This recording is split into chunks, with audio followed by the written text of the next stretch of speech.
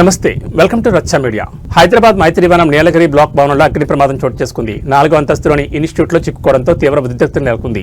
దీంతో పోలీసులు ఫైర్ సిబ్బంది రెస్క్యూ ఆపరేషన్ చేసి బారింగ్ జాగ్రత్తగా కిందకి దించారు. విద్యార్థుల ప్రాణాలు రక్షించుకునేందుకు బాల్కన్ నుంచి కిందకి అంతస్తులకు కొందరు దిగ్గా పైన చిక్కుకున్న మరికొంతమంది విద్యార్థులను పోలీసులు ఫైర్ సిబ్బంది బాల్కన్ నుండి కిందకి ఒక్కొక్కరుగా దింపారు. ఇలా ఈ మధ్యకాలంలో హైదరాబాద్ సిటీలో అగ్ని ప్రమాదాలు తరచుగా జరుగుతుండటంపై ఆందోళన వ్యక్తమవుతోంది. తక్షణమే ఇటువంటి ఘటనలు పునరావృతం కాకుండా ప్రభుత్వం అధికారులు చర్యలు తీసుకోవాల్సిన అవసరం ఎంతైనా ఉందని నగరవాసుల నుంచి డిమాండ్ వ్యక్తమవుతోంది.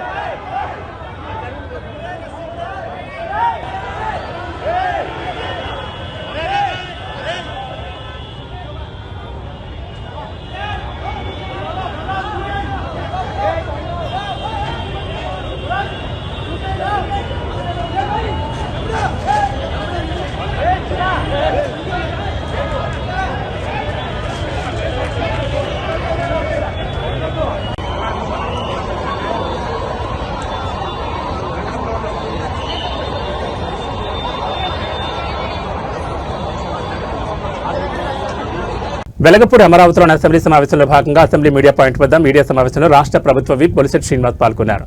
శాసన మండలిలో వైసీపీ నేతల వ్యవహార శైలి సరిగా లేదని ఎద్దేవా చేశారు. మండలి చైర్మన్ సైతం లెక్కచేయని విధానం సమంజసం కాదన్నారు. కూటమి ప్రభుత్వం చేస్తున్న అభివృద్ధి అంశాలను ఆయన ఈ సందర్భంగా ప్రజలకు తెలియజేశారు. ఈరోజు మండలిలో ఎంతో గౌరవంగా పెద్దల సభగా పిలుచుకునే మండలిలో జరుగుతున్న సన్నివేశాలని మనం చాలా బాధాకరంగా భావిస్తున్నాం. అది ఒక ఏళ్లలో గోళ్ళలో పార్టీగా కాకుండా ఏదైతే సాంప్రదాయబద్ధంగా మండలిలోకి వెళ్ళినప్పుడు అక్కడ ఒక మాట్లాడవలసిన విధానాన్ని ముందు మనం అనుసరించాలని కూడా కోరుతూ ఉన్నాం. ఎందుకంటే చైర్మన్ గారు వారించినప్పుడు కూడా ఎవరో లెక్క చేయకుండా మరి చేసిన విధానాన్ని మరి తప్పుపడుతూ ఉండాల్సిన అవసరం కనపడుతూ ఉంది. అదేవిధంగా ఇవాళ కూటమి ప్రభుత్వంలో మరి వచ్చిన తర్వాత 16,340 ఉపాధ్యాయ ఉద్యోగాలు ఇచ్చాం. మళ్ళీ 3,600 ఉద్యోగాలు ఇవ్వడానికి సిద్ధంగా ఉన్నాం.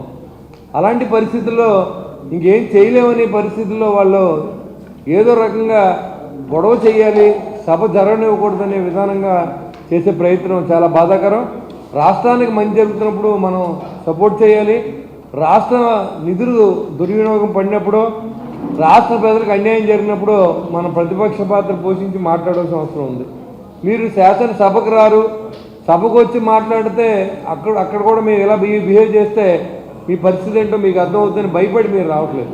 కానీ మా సభ్యులు అలా కాదు, ఖచ్చితంగా వచ్చి అక్కడ సాంప్రదాయాన్ని పాటిస్తూ ఉన్నారు. మీరు కూడా అదే సాంప్రదాయాన్ని పాటించాలని కూడా నేను కోరుతూ ఉన్నాను.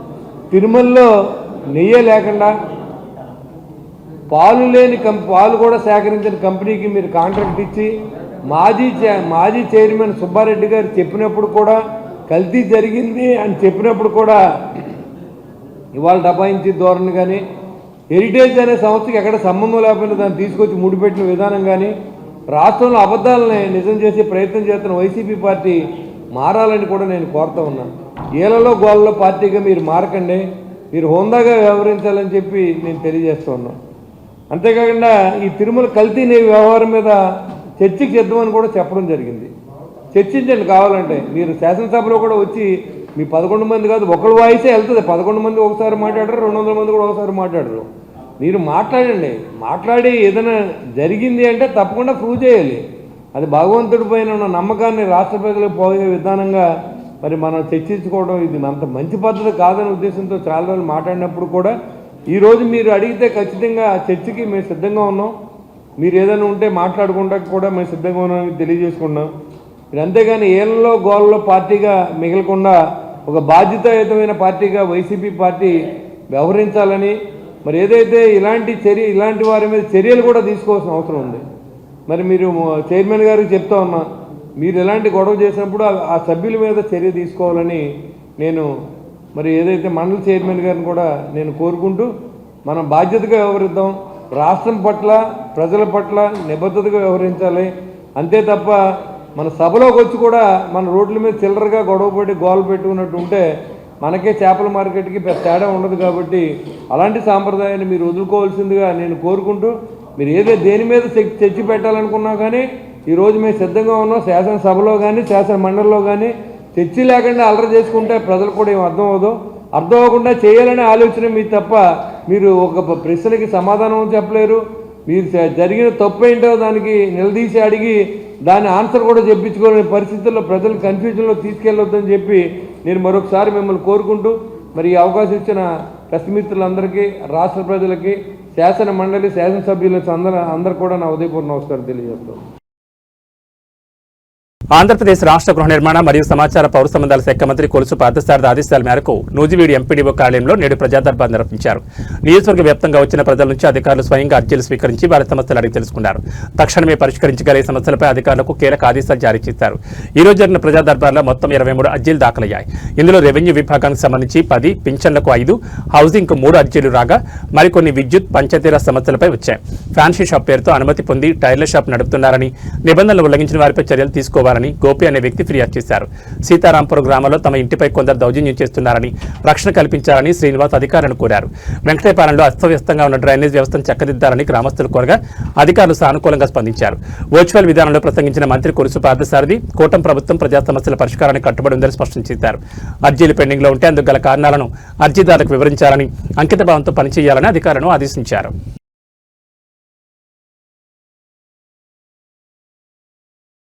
పశ్చిమ గోదావరి జిల్లా తాడేపల్లిగూడెం మండలం దండకర గ్రామంలో శ్రీ కోదండ రామాలయం విగ్రహ ప్రతిష్ఠ కార్యక్రమంలో తాడేపల్లిగూడెం నియోజకవర్గ తెలుగుదేశం పార్టీ ఇన్ఛార్జ్, భవన మరియు ఇతర నిర్మాణ కార్మికుల సంక్షేమ బోర్డు చైర్మన్ వలవల మల్లికార్జునరావు పాల్గొన్నారు. గుడిలో వేయించేస్తున్న రాములవారిని దర్శించుకుని ప్రత్యేక పూజలు నిర్వహించారు. ఈ సందర్భంగా బాబ్జీ మాట్లాడుతూ తిరుమల తిరుపతి దేవస్థానం నుంచి ఈ గుడి నిర్మాణానికి 30 లక్షలు నిధులిచ్చారని, అలాగే ఇక్కడ గ్రామంలోని దాతలు 10 లక్షల విరాళాల ద్వారా వచ్చాయని తెలిపారు. తిరుమల దేవస్థానం వారు ఆయా ప్రాంతాల్లో గుడులు అభివృద్ధికి ఎనలేని కృషి చేస్తున్నారని, వారి సేవలు హిందూ దేవాలయాల అభివృద్ధికి ఎంతగానో ఉపయోగపడుతుందని తెలిపారు. తన 50,000 విరాళాలను ప్రకటిస్తున్నట్లు బాబ్జీ వెల్లడించారు. బాబ్జీ వెంట తెలుగుదేశం నాయకులు ఆకాశపు స్వామి, కెలపర్తి వెంకట్రావు, దాసరి అప్పన్న, సత్యశివ, మద్ది బేబిరాణి, శనగన్ శ్రీనివాస్, కర్రి వెంకటేశ్వరరావు, బొబ్బో రామకృష్ణ, కాతాన్ రాంబాబు, మైనం నరసయ్య, పురేటి భాస్కరరావు, మర్లపాటి నాగభూషణం, అనవరెడ్డి పురుషోత్తం, గిద్ద ఆంజనేయులు, గొన్నూరు శ్రీను, కట్టా అన్నవరం, కట్టాపండు తదితరులు పాల్గొన్నారు.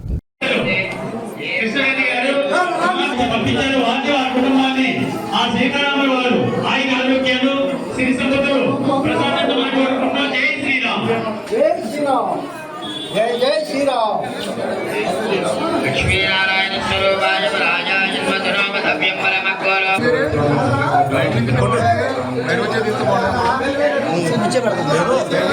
అలాగే మన బాబ్జీ గారు మన సీతారాముల వారి దర్శనాన్ని నిమిత్తం వచ్చారు.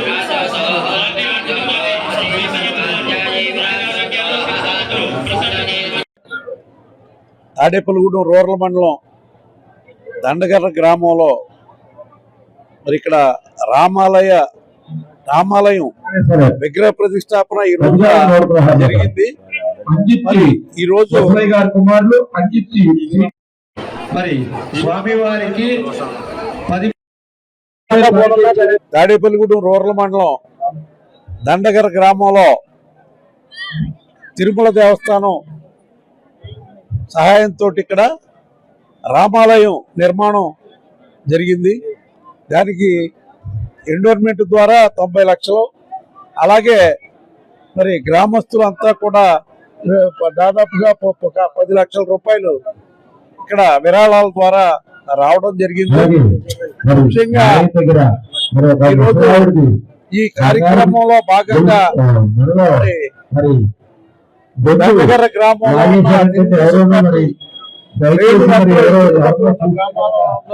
సంబంధించి శ్రేణులంతా కూడా ఇక్కడికి రావడం జరిగింది. ముఖ్యంగా ఈ కమిటీ ద్వారా మరి అత్యద్భుతంగా ఈ ఆలయ నిర్మాణం జరిగింది. మరి ప్రతి ఒక్కరూ కూడా చుట్టుపక్కల ఉన్న ప్రతి ఒక్కరూ కూడా మరి వేళ మరి స్వామివారిని దర్శించుకోవడానికి రావడం జరిగింది. ఇలాంటి కార్యక్రమాలు భక్తి కార్యక్రమాలు ఎన్నో మరి చుట్టుపక్కల జరుగుతున్న పరిణామంగా ఇక్కడ ఉన్న పెద్దలందరికీ కూడా పేరు పేరున అభినందనలు తెలియజేసుకుంటూ ఏదైతే టీటీడీ దేవస్థానం ఈవేళ మరి ప్రతి ఒక్కరికి కూడా ఏ గ్రామంలోనైనా సరే బీసీలో ఉన్న గ్రామాల్లో మరి 10 లక్షల రూపాయల దాకా గుడి కట్టుకోవడానికి ఇవ్వడం విశేషంగా మరి ఈ ఆలయానికి రావడం జరిగింది. ఈ ఆలయానికి 50,000 రూపాయలు విరాళంగా నేను పంపిస్తూ మరి ఇక్కడ ఉన్న అందరూ తెలుగుదేశం పార్టీ నాయకులు కార్యకర్తలు అందరూ కూడా ఇక్కడ రావడం జరిగింది. వాళ్ళందరికీ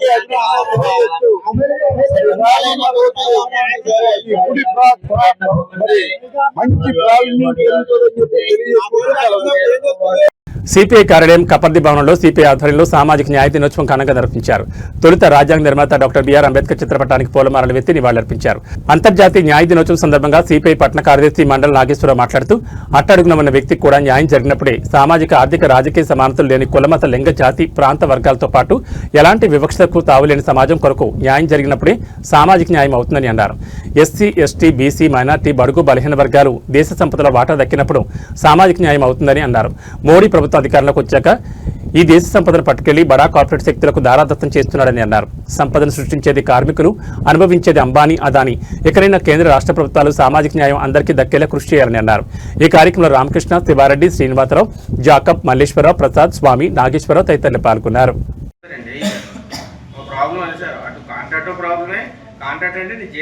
ఈరోజు ఉమ్మడి పశ్చిమ గోదావరి జిల్లా మీటర్ రీడర్ల సమావేశం జరిగింది. ఈ సమావేశంలో ముఖ్యాంశాలు ఏంటంటే పోయిన నెల విశాఖపట్నంలో జరిగిన సీఎండీ ఆఫీస్ ముందు ధర్నా కార్యక్రమాలు నిరాహార దీక్షలు ఏంటి, అలాగే 3 సీఎండీ ఆఫీసుల ముందు జరిగిన ధర్నాలు, తదనంతరం విజయవాడ 29వ తారీఖు నుండి రిలే నిరాహార దీక్షలు కానివ్వండి, ధర్నా చౌక్లో జరిగే ధర్నాకు సంబంధించిన విశ్లేషణ అంతా మాట్లాడుకోవడానికి ఈ సమావేశం ఏర్పాటు చేయడం జరిగింది.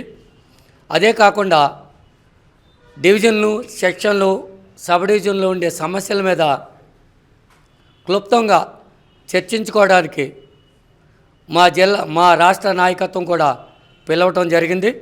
మా రాష్ట్ర అధ్యక్షులు రామకృష్ణ గారు, అలాగే మా వర్కింగ్ సెక్రటరీ గారు ఆయన శివారెడ్డి గారు, అలాగే ఏఐటీసీ గౌరవ అధ్యక్షులు నాగేశ్వరరావు గారు. సిపిఐ కార్యాలయం కబడ్డీ భవనంలో మీటర్ రీడర్స్ది సమావేశం జరుగుతుంది. ఈ సమావేశం ఉద్దేశం ఏంటంటే మరి కొన్ని వేల మంది రోడ్డుని పడిపోయే పరిస్థితి రాష్ట్ర ప్రభుత్వం కల్పించింది. మరి ఆనాడు ప్రతిపక్షంలో ఉండగా లోకేష్ గారు, చంద్రబాబు నాయుడు ఈ స్మార్ట్ మీటర్లో పెడితే ఈ లీడర్స్ కుటుంబాలన్నీ కూడా రోడ్డుని పడిపోతాయి, దానికి మేము ఒప్పుకోము, అవసరమైతే మీటర్లో పగలగొట్టండి, ఇలా బతుకు తెరువు మట్టుకి ఇలా చూపించాలనే ఉద్దేశంతో ఆ రోజు పెద్ద పెద్ద మాటలు చెప్పారు తండ్రి.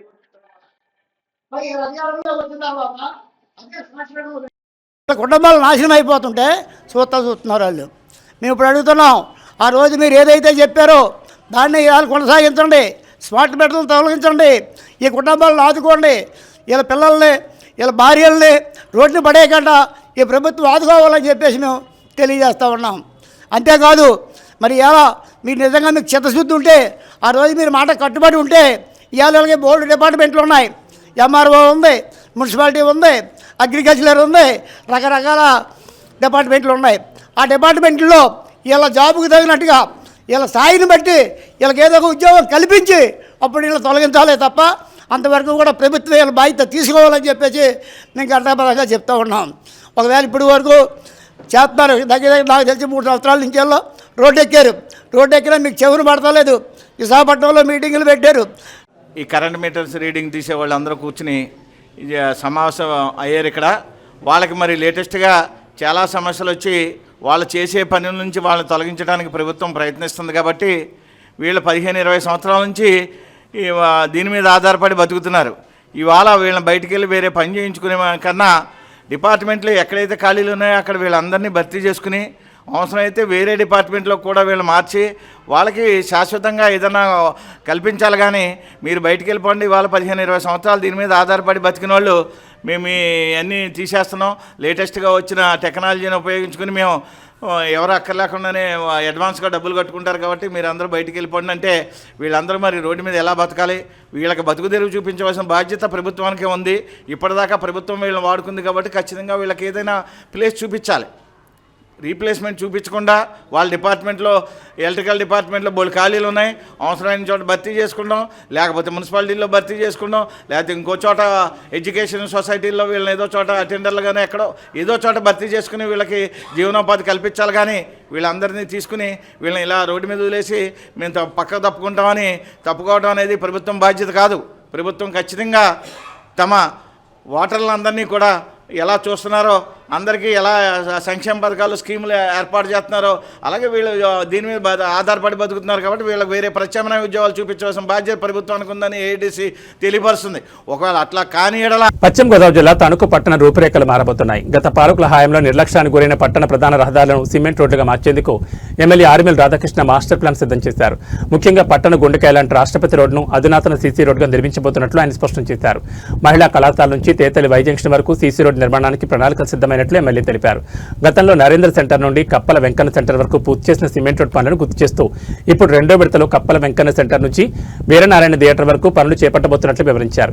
గత ఏడాది తణుకు పర్యటనలో ముఖ్యమంత్రి చంద్రబాబు నాయుడు ఇచ్చిన హామీల మేరకు రాష్ట్రపతి రోడ్డును అత్యున్నత ప్రమాణాలతో నిర్మిస్తామని ఎమ్మెల్యే రాధాకృష్ణ భరోసా ఇచ్చారు. మున్సిపల్ కార్యాలయం నుంచి డిఎల్కే రోడ్డు వరకు 3.60 కోట్ల రూపాయల నిధులు మంజూరు కాబోతున్నాయని, అలాగే పట్టణంలోని పార్కులను కూడా అభివృద్ధి చేస్తామని వెల్లడించారు. మాస్టర్ ప్లాన్ కు అనుగుణంగా రోడ్లను విస్తరించి తణుకు పట్టణాన్ని ఆదర్శవంతంగా తీర్చిదిద్దడమే తమ లక్ష్యమని ఎమ్మెల్యే రాధాకృష్ణ స్పష్టం చేశారు. సచివాలయ సిబ్బంది, వార్డు కమిటీలు సమన్వయంతో సమస్యలు గుర్తించి పరిష్కరించాలని ఆయన సూచించారు. కూటమి ప్రభుత్వం అధికారంలోకి రావడంతో తణుకులో అభివృద్ధి పనులు మళ్లీ ఊపందుకున్నాయని స్థానికులు హర్షం వ్యక్తం చేస్తున్నారు. గత నెల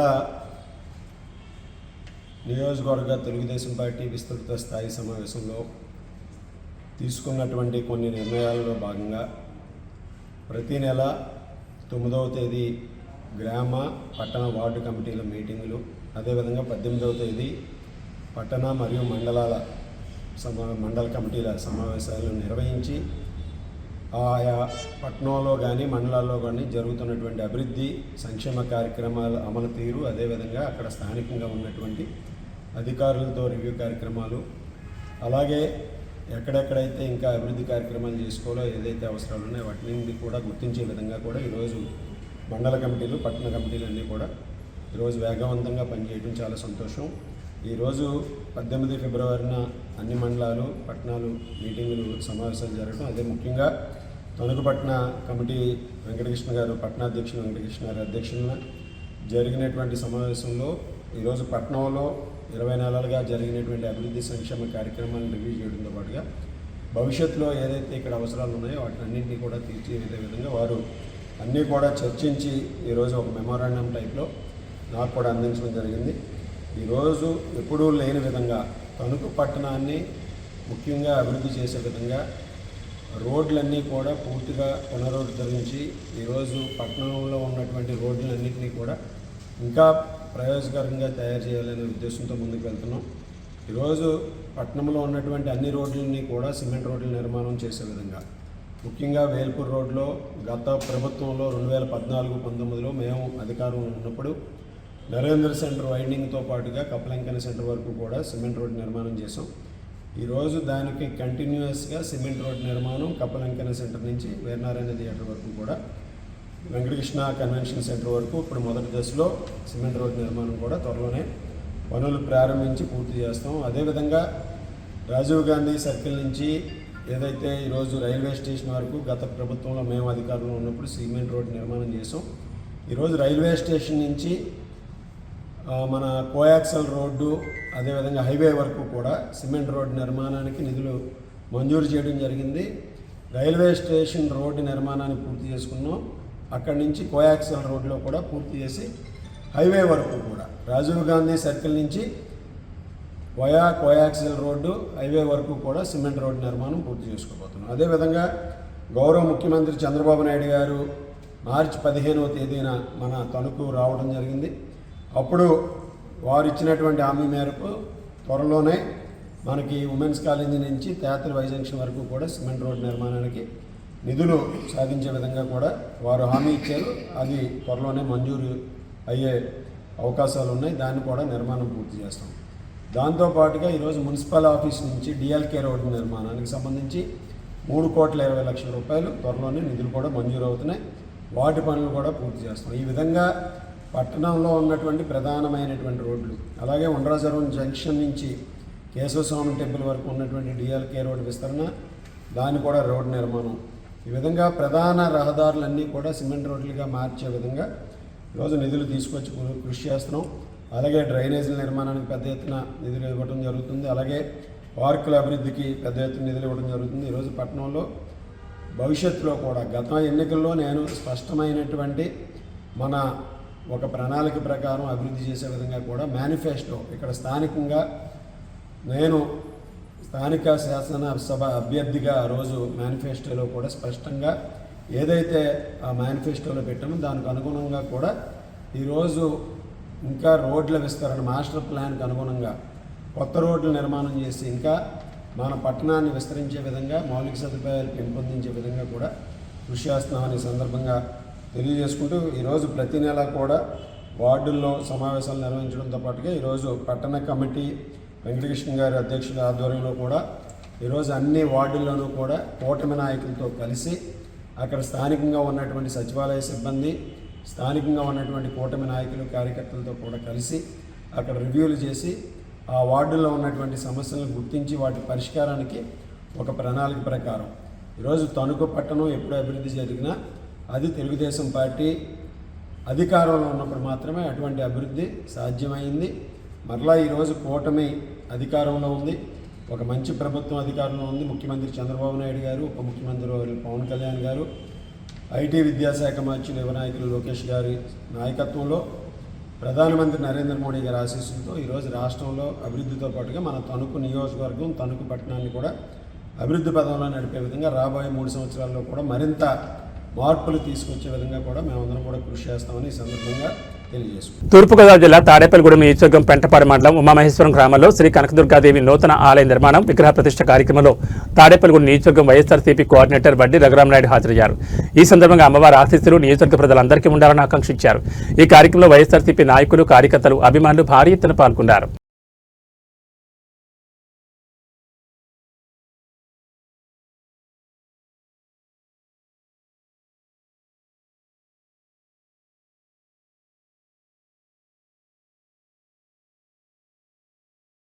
జయశంకర్ భూపాలపల్లి జిల్లా కోర్టులో ఏసీబీ అధికారులు సంచలన దాడులు నిర్వహించారు. లంచం తీసుకుంటూ 3 కోర్టు సిబ్బంది రెడ్ హ్యాండెడ్గా పట్టుబడడం స్థానికంగా తీవ్ర కలకలం రేపింది. కేవలం 5,000 రూపాయల కోసం అడ్డంగా దొరికిపోయిన ఈ ఘటన వివరాలు ఇప్పుడు చూద్దాం. సర్టిఫైడ్ కాఫీ ఇచ్చేందుకు కోర్టు సిబ్బంది 5,000 రూపాయల లంచం డిమాండ్ చేశారు. దీనిపై బాధితులు న్యాయవాది సిహెచ్ గోపాలరావు ఏసీబీ అధికారులను ఆశ్రయించారు. న్యాయవాది నుంచి 5,000 రూపాయలు తీసుకుంటుండగా ఏసీబీ అధికారులు మాటవేసి పట్టుకున్నారు. పట్టుబడిన వారిలో పాలకుర్తి సాయి చరణ్, పొన్నం రజిత, కొమ్ము సునీత ఉన్నారు. ఏసీబీ అధికారులు వీరిని అదుపులోకి తీసుకుని కోర్టు కార్యాలయంలో రికార్డులను తనిఖీ చేస్తున్నారు. ప్రభుత్వ కార్యాలయాల్లో ఎవరైనా లంచం డిమాండ్ చేస్తే వెంటనే సమాచారం అందించాలని ఏసీబీ అధికారులు ఈ సందర్భంగా సూచించారు. కోర్టు ప్రాంగణంలోనే సిబ్బంది లంచం తీసుకుంటూ దొరికిపోవడం చర్చనీయాంశంగా మారింది. అధికారులు కేసు నమోదు చేసుకుని తదుపరి విచారణ జరుపుతున్నారు. ఈ బులెటిన్ విశేషాలు మరో బులెటిన్లో మళ్ళీ కలుసుకుందాం. నమస్కారం.